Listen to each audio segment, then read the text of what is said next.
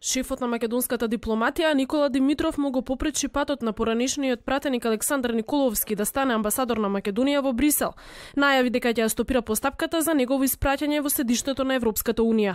Причината, навидува Димитров, е што Николовски во исто време врши партиска функција за меѓународна соработка. Кого ќе представува?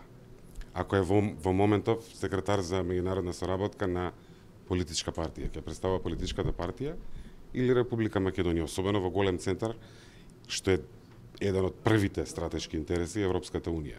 По изјавата на Димитров на својот Facebook профил се огласи Николовски. Не се откажува од позицијата шеф на мисијата во ЕУ. Појаснува дека се повлекол од сите функции во партијата и бара координација со министерот.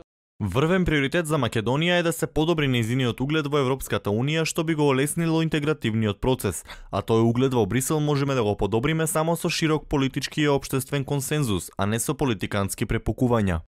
Сепак за експертите не е спорно да биде стопирана постапката во случајот со Николовски, затоа што велат дека владата има суверено право да одлучи кој ќе ја представува земјава пред меѓународната заедница.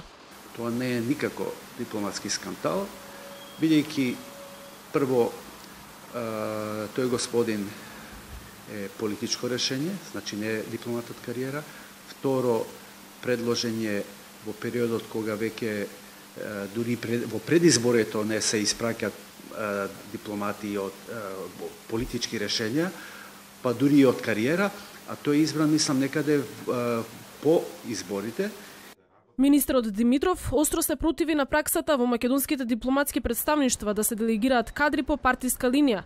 Токму тоа го наруши угледот на земјата изминативе години, сметаат познавачите за надворешна политика. Партиските амбасадори се во крајна инстанца амбасадори на партијата и многу мало, односно само формално се амбасадори на земја. Многу случаи на такви, така да тој амбивалент на амбасадорите се одразува во дипломација.